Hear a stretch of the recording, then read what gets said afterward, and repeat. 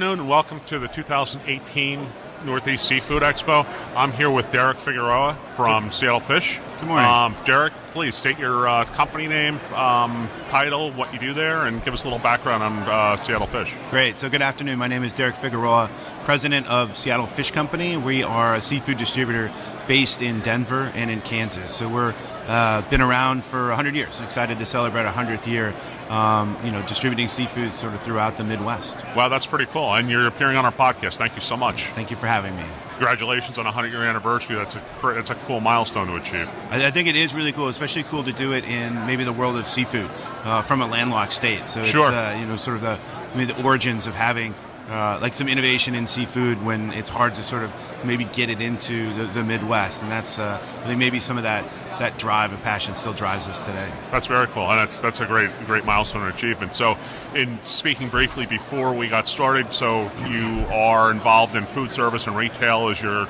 sales verticals for your company? We do, yeah. We're about equally split between food service and retail inside the company. All right. And then within that, most of your volume is derived from fresh sales and a little bit in frozen.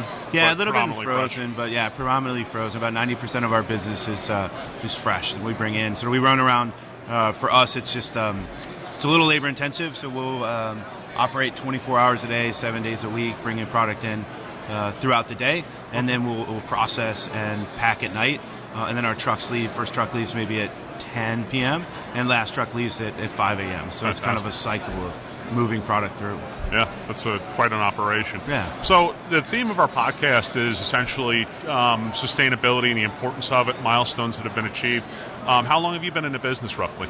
So roughly 28 years, and all at Seattle Fish Company. So it's been a long summer job for me. Yeah, that's pretty cool. So when we look at sustainability from your vantage point, when do you think, so you've been at it for 28 years, when did sustainability really kind of hit the radar for you as a professional? Because obviously in the industry realizes that it wasn't always present, the idea of sustainability, and now it's a necessity for the industry to, the longevity of the seafood industry.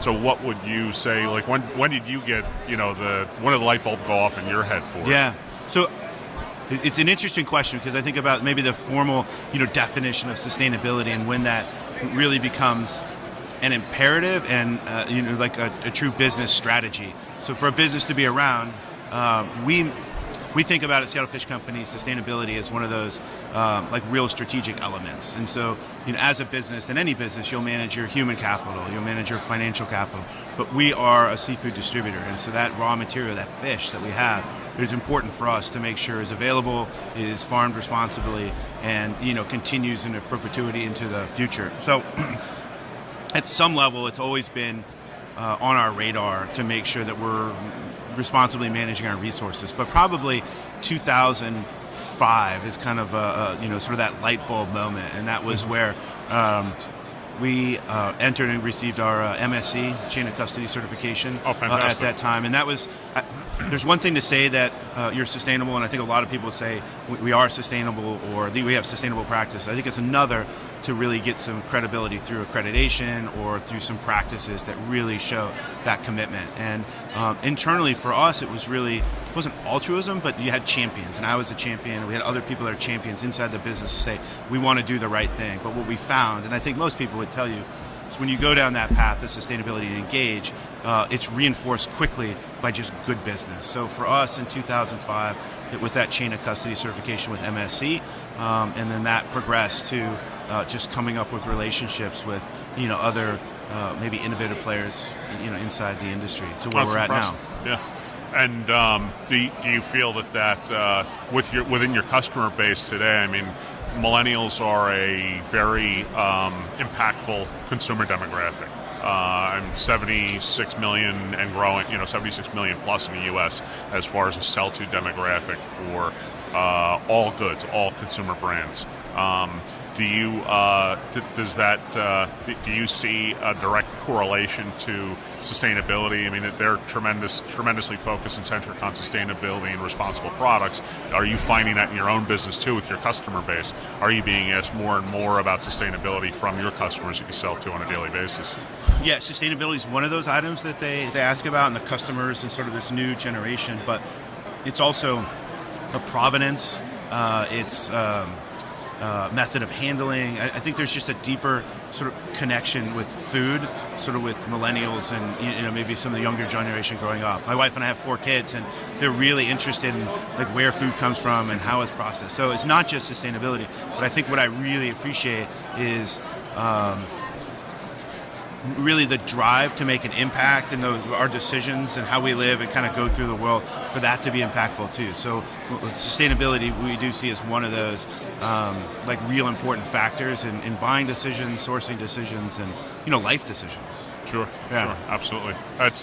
And you're on point. It's so. I have children too, 14 and 11, and they both the same thing. How does this process? Where did it come from? Et cetera, et cetera. Everybody they want to know. They're curious as to where these products come from versus how I grew up or how you grew up too. And I think that's a good thing. I mean, for even this opportunity to sort of talk about the concept of sustainability, but it's that reminder to question what we do and to innovate and think about it that I really appreciate. So I think it is that drive to sustainability, but further, just where do my products come from, the impact that makes us a better industry, because it makes us rethink how we do it and make some tough choices. So I think it's a real appropriate challenge. And we both know that the industry years back was very centric on price, and to some extent still is today. Sure. And I'm sure you incur that as well. You have customers that just it may not be on their radar yet today because they don't realize the importance of it, and price may be their driver. I mean, what would you say is how many of your customers are centric on sustainability and they're okay with a little bit higher price versus some that may not care about sustainability and want net lowest price? I mean, do you find do you have a baseline of that or anything? We don't really have a baseline. It's I would say it's shifted a lot to now having the larger companies, this concentrated sort of buying, making principal decisions based on sustainability as one factor. Mm-hmm. Carbon footprint could be another. It could be animal welfare. So there's a number of factors that go into that sourcing strategy. We are finding that the people that just buy strictly on price are not too many of those people left. And for the industry, it is those innovators, I think, that are willing to pay a little bit more of a price to from a different, if it's a farming practice or just a handling practice, but then that quickly sort of builds up the baseline of the other products. So I think even if you are a price buyer, right, through efficiencies, economies of scale, we can drive cost down, but still build in some of those other sustainability components for the force. So I think whether you're buying it or not, you're going to be dragged into it just because it's something we really need to do to make sure that we feed our kids and we have viable businesses going forward. Absolutely. And the conversation we had with another guest, same thing. Half of their business is price driven, and the other half sustainability driven, and that's changed exponentially for them over the past just 3 or 5 years, which is impressive. So we're kind of all getting the same idea and the same signal. Is there one specific event that may have happened that you've realized either within your own organization or that you had seen outside in another organization or through a certification process that you really, you had a light bulb go off a while back on the importance of sustainability for yourself and your company and your enterprise, but was there one specific event that maybe transpired that you said, wow, there's hope for this and it's really going to take off, that you could share with us? Yeah, and so maybe there's a couple of those moments that are really impactful for me personally, that sort of reinforced, this is something I'm really passionate about. But I think from a sort of pinnacle moment of making some change or gaining momentum, it was the shift from the relationship with industry and the NGOs and the environmental community. And so prior, it was very contentious.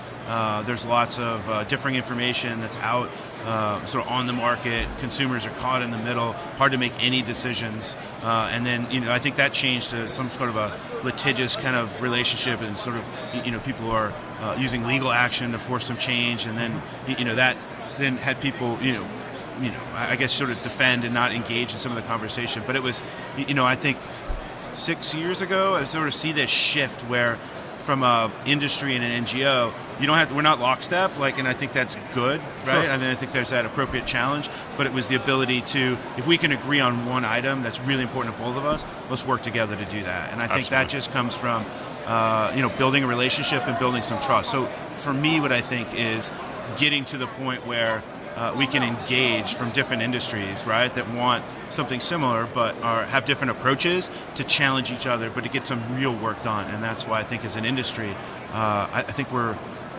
believe that we're really doing a good job leading on some of the sustainability and making tough choices now.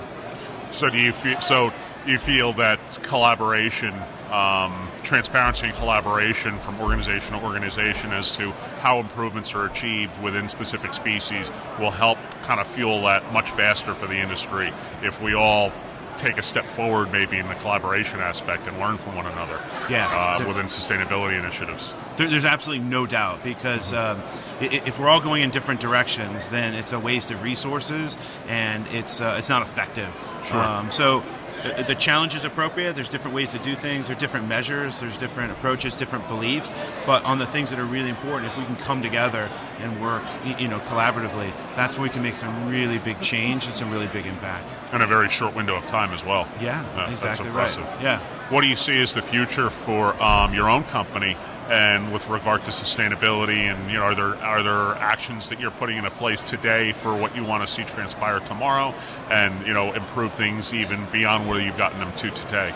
Yeah, you'd like to share. Yeah, so it's a great question, and thanks for that opportunity. We're celebrating 100 years, and as part of that celebration, we're also celebrating another 100, a next 100. And so part of that becomes making sure that we have the seafood available for us to sell and get it. So what we've done at the beginning of this year is really look back at our leadership and our core values and our sourcing practices. So from a leadership aspiration, worked with our leadership team and really trying to come up with that mantra, what we're going to be famous for the next 3 to 5 years. And for us, that's leading the growth of sustainable seafood consumption in the West. So it's a much broader than just Seattle fish. We're not trying to sell more product, but we believe that seafood is a healthy, sustainable protein that's good for everybody, and it has less environmental impact than other terrestrial animals. So this is something we really believe in. So from a company, we are focused wholeheartedly on growing sustainable seafood consumption, and that's rising tide floats all boats.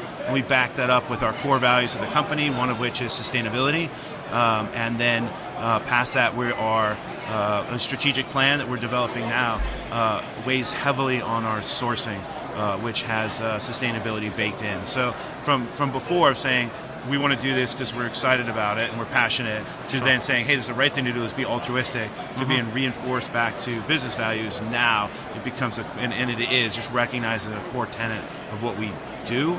I think some of the challenge becomes, how do you make sustainability relevant without being preachy and inspiring people to come? But if it's good business and we can tell our story, then that's really compelling. That's impressive too. So not only have you've adopted a mindset and mantra of sustainability, and you've implemented those best practices and improvements for your own business. But not only that, but you're celebrating 100 years in business and being successful. But now you're also laying out your own sustainability program for your business, that's really impressive. Yeah, it tells a story. It's cool. So we're putting resource too. We haven't cracked it, and we're not the best. But it is that journey, right? A continual improvement. Absolutely. And bringing others with us, and I think that's where it's really fun, is to collaborate as an industry, and we can make. We really believe, even from landlocked Colorado, that we can make a huge impact in the seafood industry. Through the way we show up, and through talking with other people and acting with like-minded companies and organizations. Is there one specific species that you'd like to share with us that you've that you're proud of, that you aligned yourself with ex-suppliers that followed your same mindset and that type of thing? Only one specific species that there's been vast improvement in sustainability in your past 28 years of being a business that you think is important to share? Well, maybe there's two if we have time. Like one is from just a species. Salmon is the farm-raised salmon, Atlantic salmon is just such a big juggernaut. There's so much volume, and I think it is that maybe sort of pressure on the growers to be more sustainable, and that's also managing some of their costs. So we've seen a lot of change inside the salmon industry from a feed conversion ratio, that maybe was 5 to 1 is now 1.2 to 1. So it's almost level, and I think that is just a really good sort of evolution, and you still have some challenges about maybe where it's grown, but I think that's been a really good success story. But from an overall engagement, one of the things I'm probably most proud of that just cemented is we have a company that we were doing business with on tuna, the Chef's Trading, and they wanted to do something really innovative. And it was Charles had reached out and said, hey, I want to change the hook, or I want to fund this. And he asked us how we could do it. Would you pay a little bit more? And we put him in touch with SFP. And then he started a fishery improvement project. They dug down. And so it's a small piece, but it's maybe connecting the dots for somebody that wants to do something the right way, but might not have maybe the tools or experience to do it, but then through that collaboration, and now we've support his fishery improvement project and buy some of his traceable tuna that's, he's really put a lot into that fishery improvement project. So I think it shows that there's a need, and you can actually make change, and so that one was fun for us. Yeah, that's fantastic. I mean, we've been involved with Blue Star has been involved with several fishery improvement projects within blue swimming crab, and we're learning through data that we can improve the species in a very short window of time. We learn that and it's great to hear other companies are doing the same, adaptation of another hook or process or method to capture or harvest the raw material that would improve it, and taking those little steps. And the fact that you are sitting here in a podcast saying, hey, we'll pay a little bit more for it if it makes sense for the species, and we're realizing that in the same vein within the swimming crab, and we're starting to get some customer traction as far as that goes, which is fantastic. It's just very promising for the industry for all of us. You guys do a really good job, and I know that you're involved in NFI Crab Council, and it's really seen as a super effective model for aggregating, the supply and the producers, and then making change. And I think some of that minimum harvest size are really tough sell to get through. Once you do it, it makes a huge difference. And to hear sort of NFI Crab Council and some of the work that you're doing through that be recognized through the NGO community is really cool. And that's that intersection of maybe industry and the environmental community and businesses where work gets done. And I think that's a very important playbook for all of us in this industry, all of us engaging in commerce in the global seafood industry, that if we all collaborate, share, and learn from one another, we can make the industry survive the next 100 years, similar to yourself. Similar to your own enterprise and everything else. That's very cool. Derek, thank you so much for appearing on a podcast. Once again, Derek Figueroa, Seattle Fish President. I'm Max Christensen with Blue Star Foods. Thank you all again for tuning in and listening. Cool. Thanks for the time. I really appreciate it. All right. So nice to talk to you. You too. Bye-bye.